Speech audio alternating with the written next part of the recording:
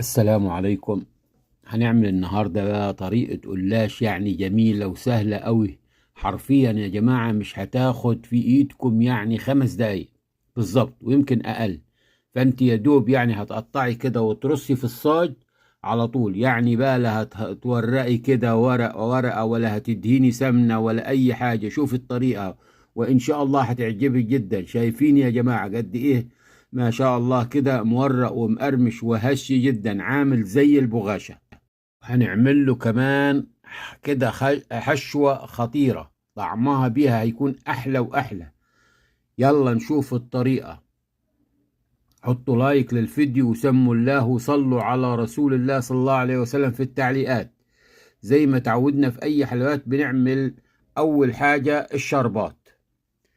عندنا بنحط كوبايتين سكر، عليهم كوباية ونص مية على البارد كده.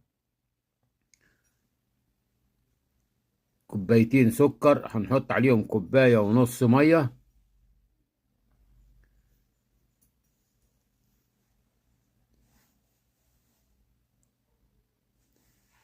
وناخدهم على البوتاجاز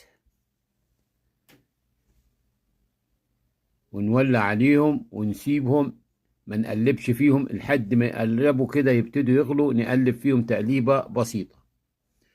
بعد ما بيغلوا بنحط لهم معلقة جليكوز، وبعدين بنسيبهم 5 دقايق بس، وبعدين بنطفي عليهم ونحط معلقة باكو فانيليا صغير.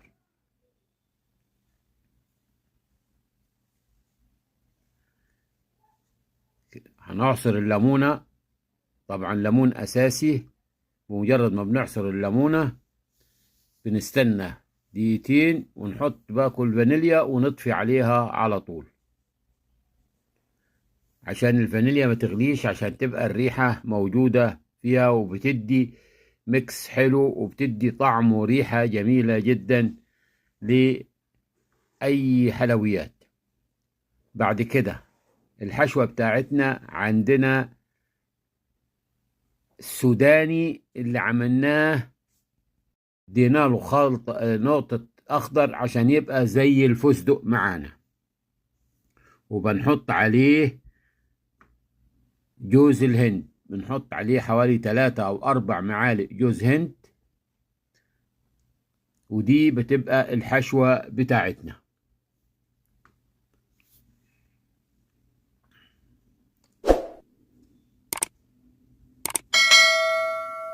ونقلب كل المكونات دي مع بعض ونركنها على جنب.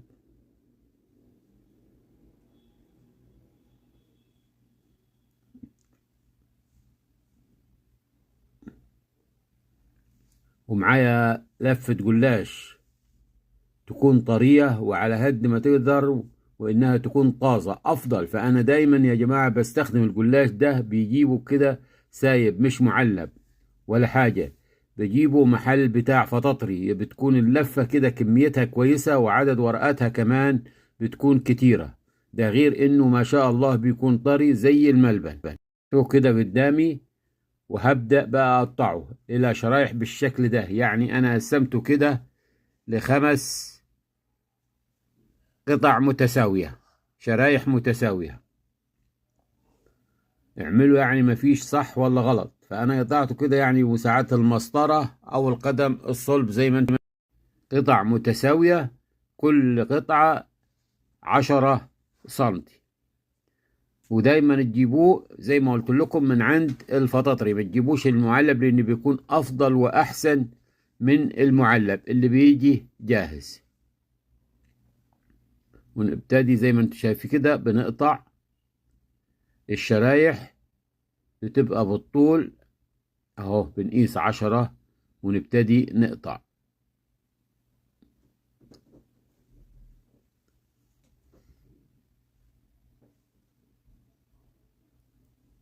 وطبعا احنا بندهنوش لا سمنة ولا زيت. بنحط الطبقات كلها مرة واحدة بعد ما نحط الحشوة، وبعدين بنحط عليها اهو. بنحط الحشوة بالطريقة دي،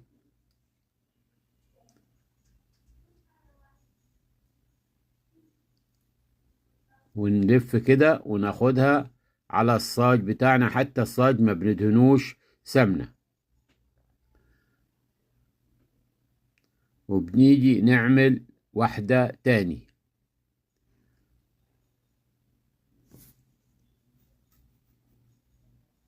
نفس الطريقة بنحشي الحشوة بتاعتنا.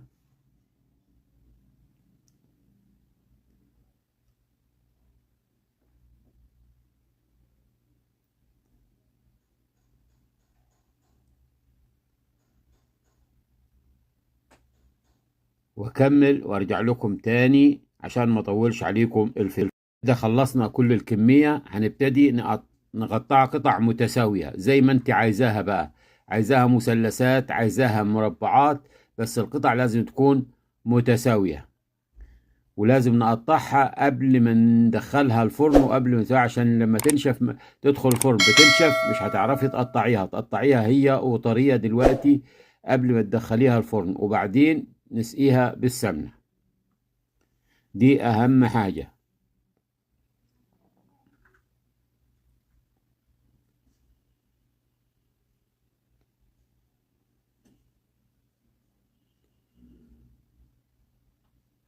والحلوة دي الجلاش ده هينفعنا في رمضان، يا ريت تحفظوا الوصفة لشهر رمضان.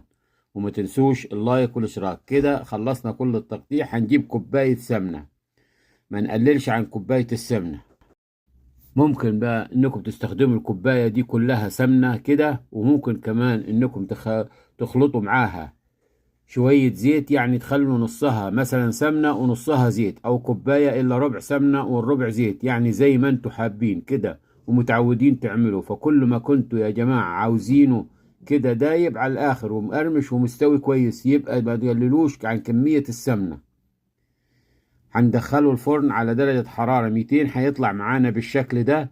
بعد ما يحمر من تحت بنولع الشواية شوية من فوق، بيطلع معانا مورق وهش وآخر حلاوة. أنا بقى كلكم تجربوه الطريقة دي، يعني هتوفر لكم في وقت وهتاخد كده منه أحلى طعم. مش شرط بقى إنكم زي زمان كده تدهنوا الورقات ورقة ورقة ولا أي حاجة، لا ادهنوه مرة واحدة. وشايفين مورق إزاي وطعمه حلو. فيا ريت اللي وصل معايا لحد هنا يا ريت لايك واشتراك وتفعيل زر الجرس ودعوة حلوة منكم، وإلى اللقاء في وصفة جديدة إن شاء الله. والسلام عليكم ورحمة الله وبركاته.